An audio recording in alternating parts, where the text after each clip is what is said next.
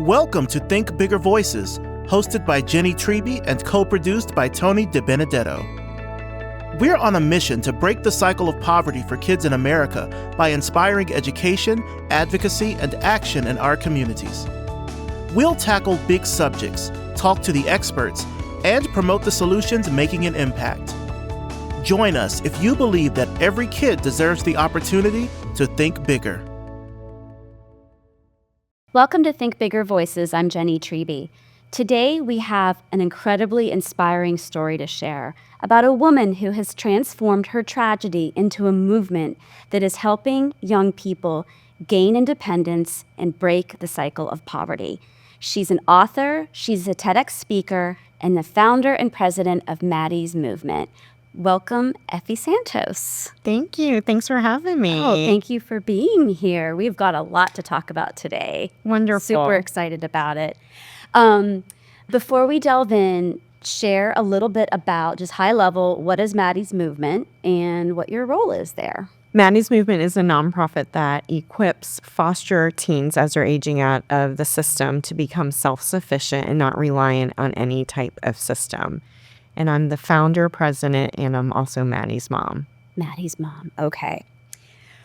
Before we get into Madi's movement, you've got a really cool background story in that you were in the banking industry for over 25 years.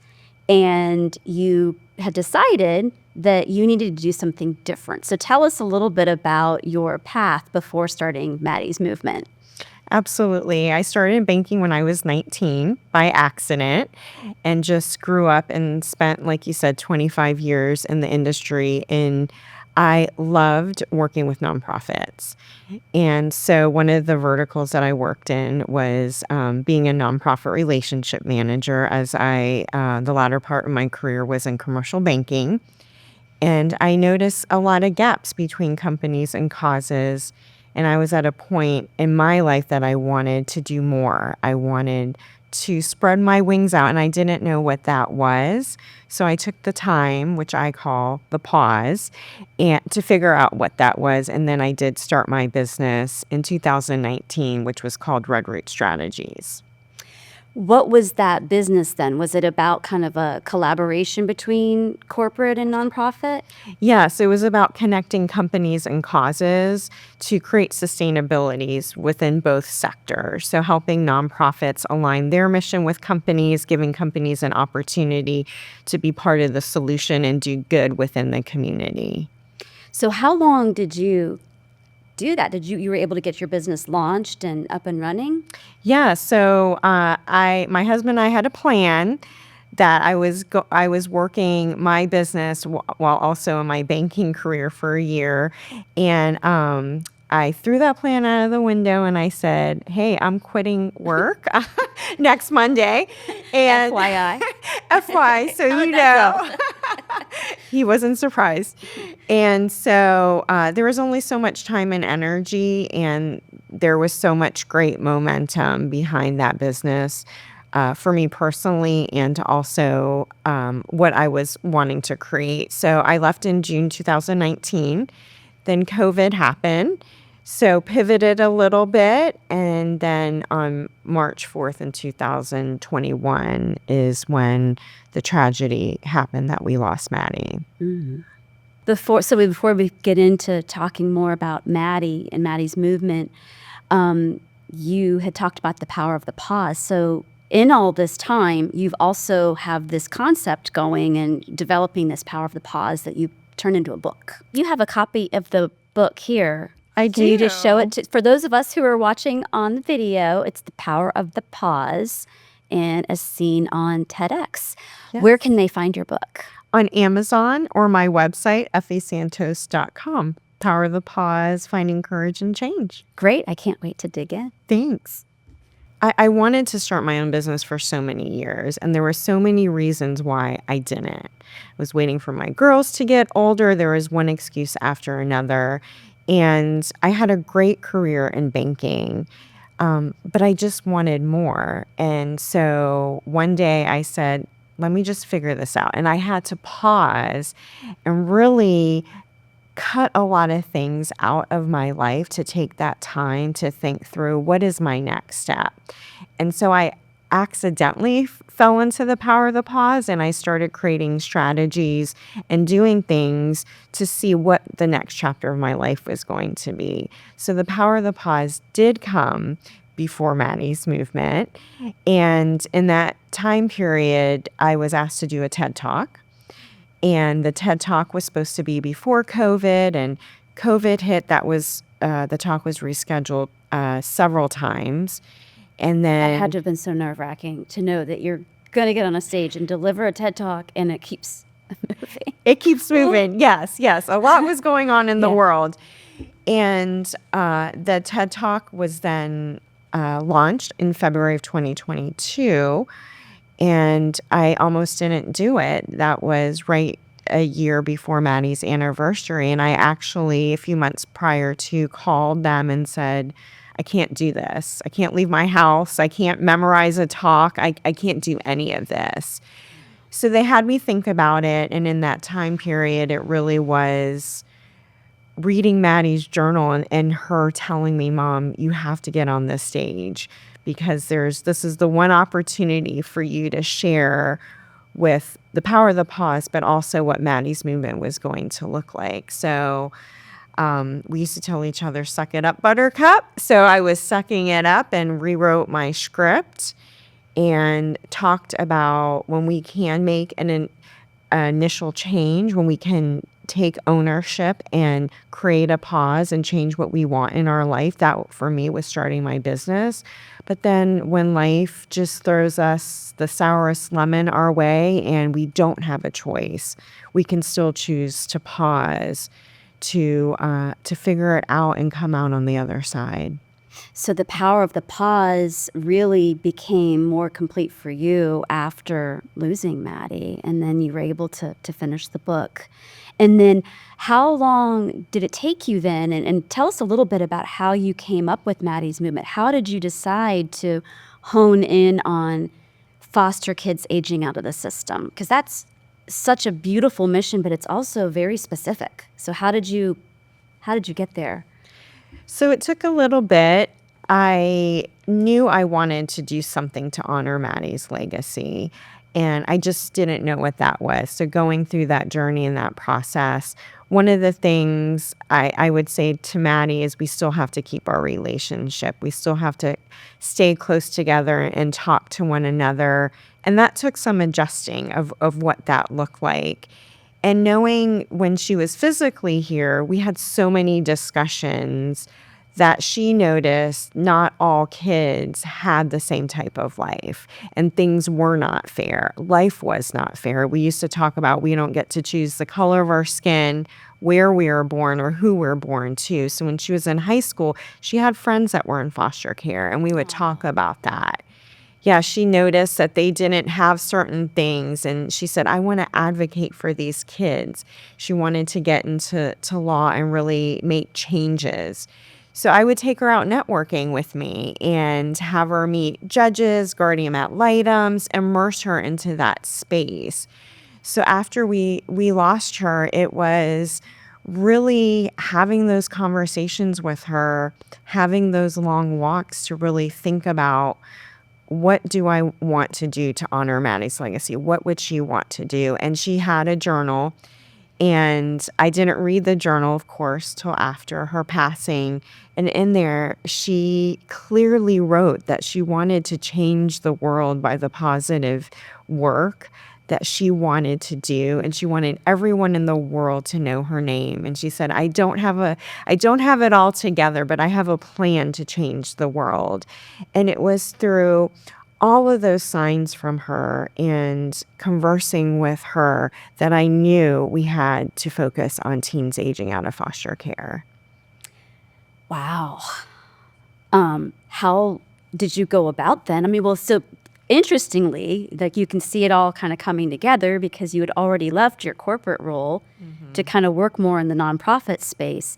So then you decide, you know what, we're going to go forward with this. And so what did that look like forming a nonprofit? Yes, it was. I wanted to do R&D. I wanted to understand what the gaps were, why things were happening, why things weren't happening, so we could be intentional in what we were building through Madi's movement. So it started by doing roundtable and focus group discussion. So I knew a lot of friends in the nonprofit space, so we created a roundtable. And to really understand, to talk about what was happening with the system, why things weren't happening. And then we did that with a lot of focus groups with teens that have aged out of care to really hear their voice, and wanted, again, to be very intentional in their program and services. And then I started entrenching myself with the kids. And at that time, I didn't know just showing up I was starting to build trust with them. So when we formally launched Madi's movement and our services, we weren't new to them. But that took about 1.5 years of doing that R&D, doing the business side, becoming a 501c3, putting a board together, and just starting. So we formally launched Madi's movement on August 15th, 2022, which would have been Madi's 22nd birthday. Wow, what a great birthday gift for her. So you're 3 years in. Mm-hmm. That's congratulations. Madi's movement has the prettiest logo. I just wanted you to touch on, it's a butterfly. So what does that kind of mean for you? That means a few things. The transformation of a caterpillar into a butterfly and really spreading their wings is very powerful. And then Madi comes to me in signs of butterflies. So when I talk with her, there's butterflies fly around me. We have a butterfly garden now in our backyard, so it's very powerful and special. But when you really notice that caterpillar to a chrysalis as it transforms, and then it coming out of there and just flying, we all can do that. We all can transform into something beautiful. Oh, that is beautiful, and especially in terms of when I'm thinking about these kids, right? That they're Absolutely. aging. So let's talk a little bit about, share with us what you know about the foster care system, because I think it's important for people to know why this demographic is so important. So what does it look like? Can you just tell us what the foster care system, I know it's a big question, but what does it look like, especially for kids as they're starting to get into their teens? So when a lot of kids, when they're in their teens, they usually end up aging out versus getting adopted. So in our Tampa Bay area, we have about 600 teens that are documented that are aging out. I do believe that number is higher. And not having the resources or the support they need to be self-sufficient. So even though there's programs for them, there are scholarship or tuition waivers through college, only 3% of them actually secure a college degree. And so I was like, why is that? And I believe it's the navigation piece. It's for them having the support of someone giving them opportunities and help to navigate through their journey, through their aging out. Because just because you turn 18, that light switch just doesn't turn on to say, okay, now I know what to do. Now I know what to do. I mean, any person turning 18, it's just a number. It's very, very difficult to become self-sufficient and walk on your 2 feet, especially without support. I can't imagine how scary that must be. You know, I mean, it's like trying to make a strategic decision at 18, first of all, but second of all, just not having the stability of a home, a permanent home. Do you find that most of these kids, have they been in foster care their whole lives? Have they been in and out, or is there kind of a rhyme or reason to it, or a pattern? Most of our teens and young adults that we work with have been in foster care most of their life. We have some of them that have moved 40, 55 times by the age of 18. So you can imagine that lack of consistency, the lack of support, people changing over, along with trauma. And I always say, none of these kids, not one, asked to be in the foster care system. So there's a lot of layers to unpack there. How old are the young people that you're working with? Most of them are 16 to 25. I would say the majority, 80% of them are 18 and older. Can you share a little bit more about the types of backgrounds or environment these kids are coming from? So you said that a lot of them have moved around dozens of times, but are they coming from foster home or facilities, or what does it look like in terms of like when they're turning 18, where are they physically? So that's a great question. And when they turn 18, they can choose to be in extended foster care. So that is living with someone. When they're in a group home, when they turn 18, they do have to leave the group home. So that really increases the percentage of being homeless, along with trafficking and other things that aren't so great. But they do have a choice to be in extended foster care and living in different homes when they turn 18. So without programs like Madi's movement, you touched on it, what does life look like for these kids if they have no intervention or support? Half of them will become homeless within 12 months of aging out of care. A high percentage, over 70%, will become pregnant and have a child by the age of 21. There's trafficking, incarceration. And when I look back, I can understand the whys behind those. And Madi's movement gives them trust, gives them a safe space, gives them an opportunity where we can help navigate what their needs are to become self-sufficient. It is creating a path forward for them. I feel Madi's movement is the whole puzzle piece. Like, we are the box of the puzzle, and we are bringing in the pieces for their path together. And that's different community partners. That's companies. That is our connections outside the system to also teach them what normalcy is like. So tell us a little bit more about Madi's movement. What does your programming look like? So we focus on education, employment, and empowerment. And we have Madi's Movement Academy, which we have 5 different paths to education, employment, wellness, driving, and independent living. So anywhere from getting a GED or high school diploma. A lot of our kids have dropped out of high school. And so that is the very first step. And then getting into a trade school or getting into a community college, a university. That is very cumbersome. Like I mentioned, they have a tuition to go to college, but it's the navigation piece. Sure. Applying, if you've had a child to apply for FAFSA and the application for school, it's a lot. So we walk with them down that path. If they're looking for jobs, we work with different companies, giving them that job opportunity, that employment opportunity. And then independent living, cooking, our financial foundation program, teaching them how to budget. What does their credit score look like? How do you manage credit when you just turn 18? And then less than 1% of our kids actually have a driver's license. Yeah, so you said driving, which, I mean, there's like these categories that are like these big, juicy categories, and then it's like driving. Yes. It's very specific. That is one of the largest barriers we have. Not only when we have our classes, programs, and events, we Uber our kids to our programming because we don't want them to miss out on the opportunity. Sure, yeah. But that is a barrier getting to school, getting to jobs, getting to doctor appointments.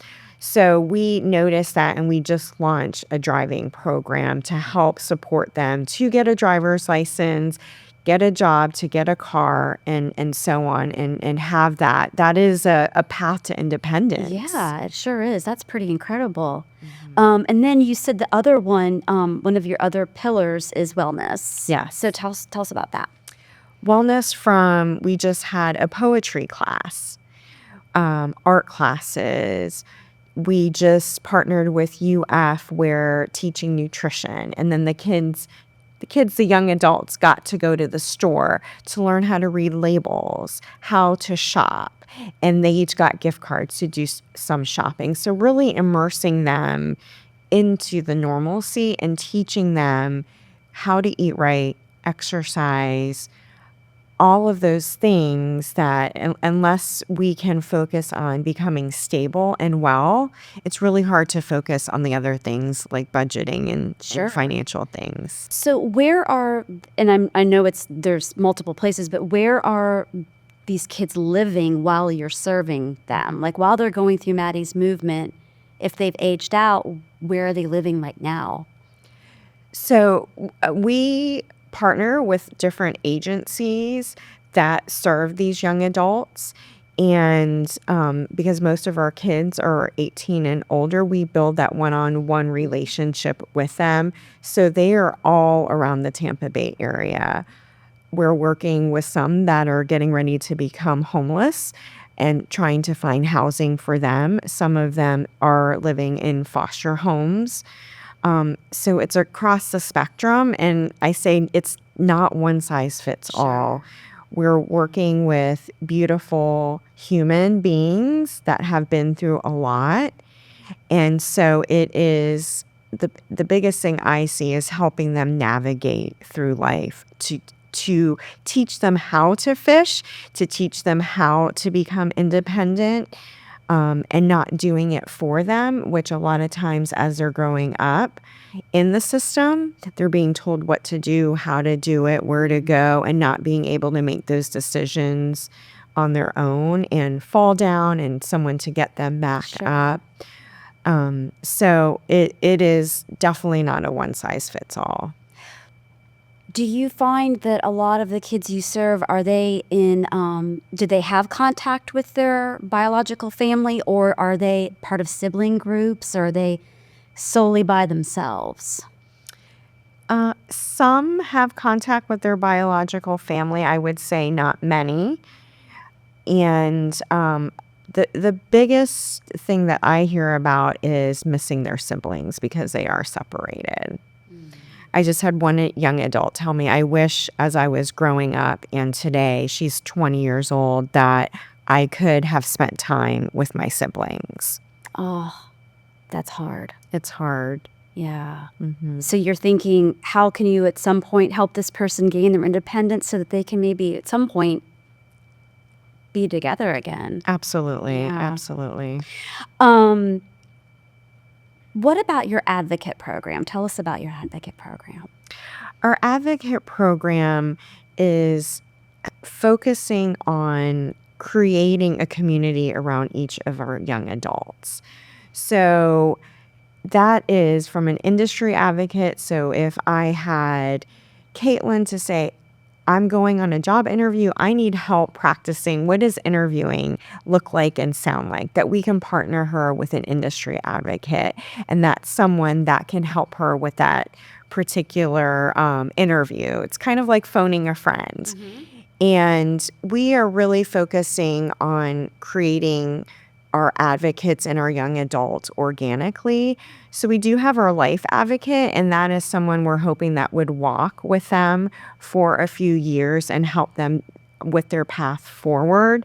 But our big focus is the industry advocate. So we are building 3 to 4 advocates around a young adult to help them through their education, through employment, through, we have a lot of financial partners to help them budgeting, meeting once a month to go over their budget. So creating that consistent support as they move forward. A little village. A little village. Village around each kid. That's so incredible. Like each of us have, right? Yeah. I think back when growing up personally and professionally, I felt like I had my board of directors. I had mentors. Mm-hmm. I had people I can lean on and call.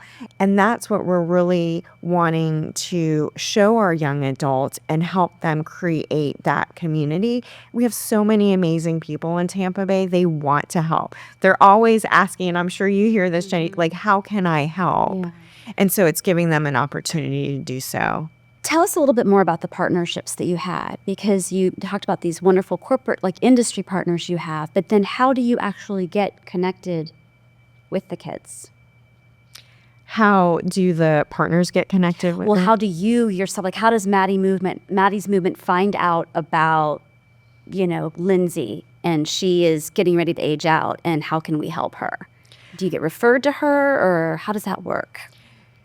So building partnerships in the community, partnerships with Voices for Children, partnerships with Camelot Community, different organizations, the Joshua House, where the kids are, we want to be able to support the kids through Maddie's Movement Academy and through our events. But it is really building the partnerships with these other organizations and nonprofits to build trust, to say we are showing up and we're staying here. And so over the past couple years, I really believe we've done a really great job at that.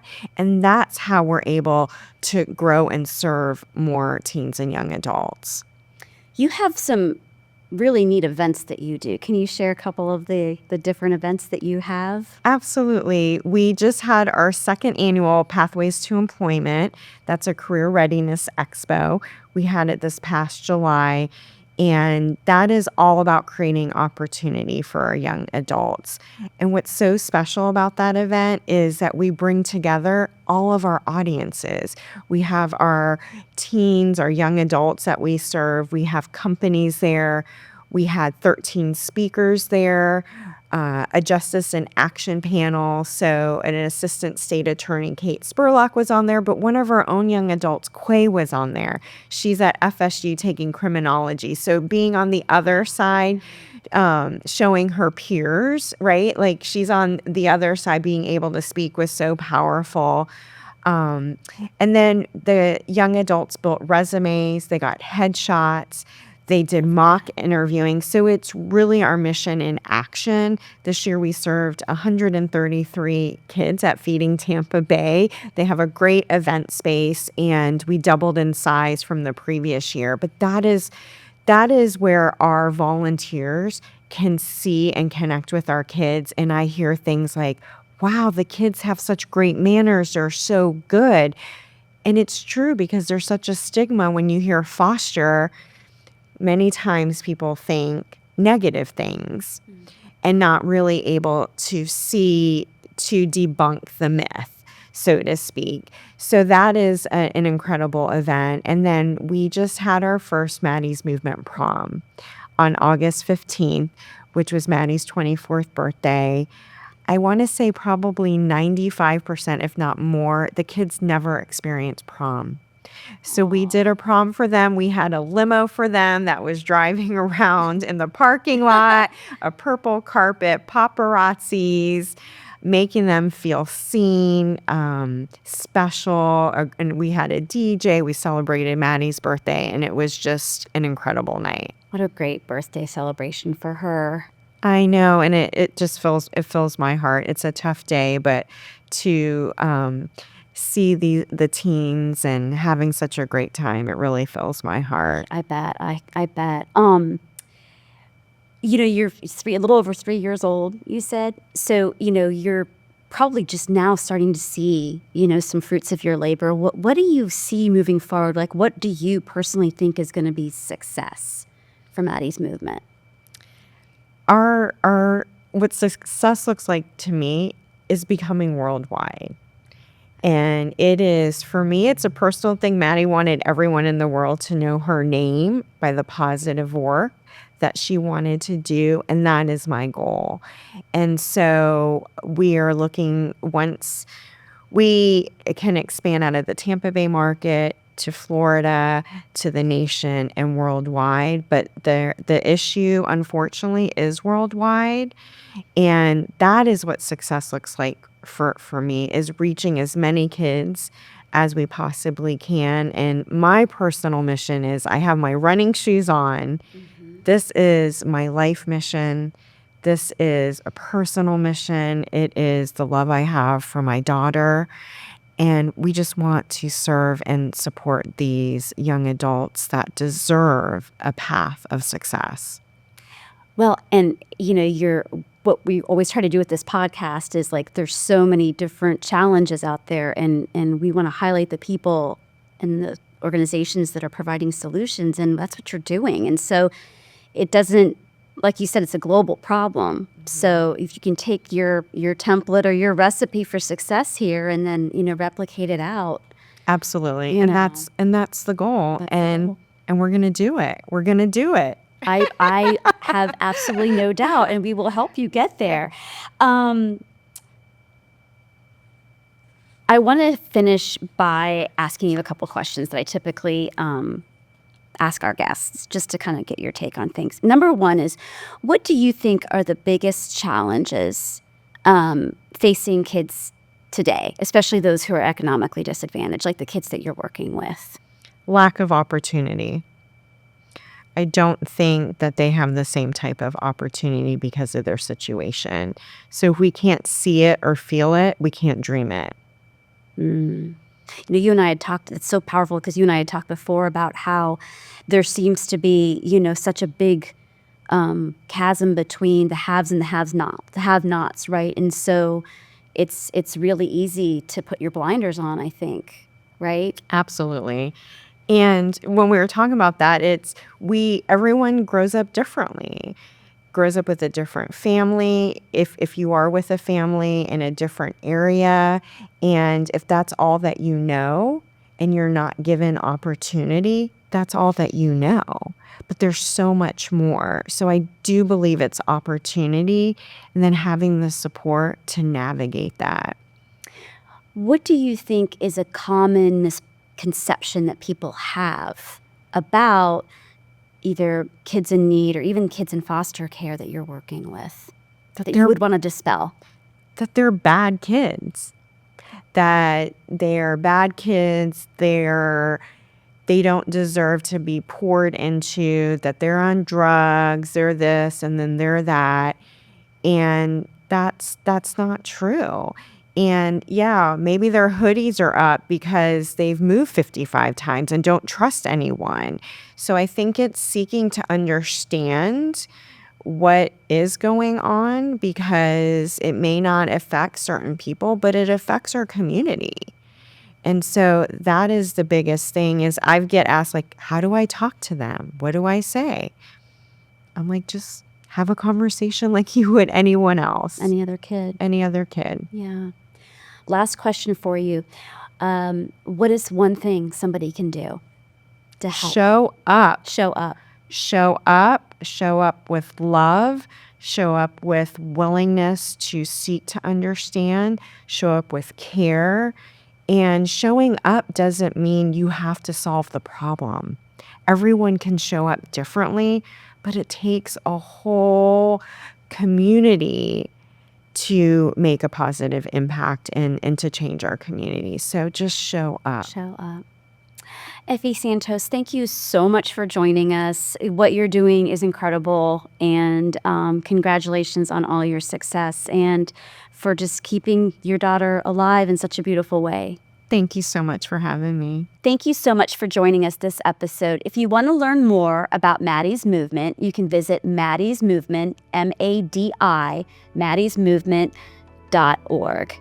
Thanks so much for joining us. We'll see you next time. Thanks for spending your time with Think Bigger Voices. Visit thinkbigforkids.org/podcast to see more episodes, follow our journey, and stay connected.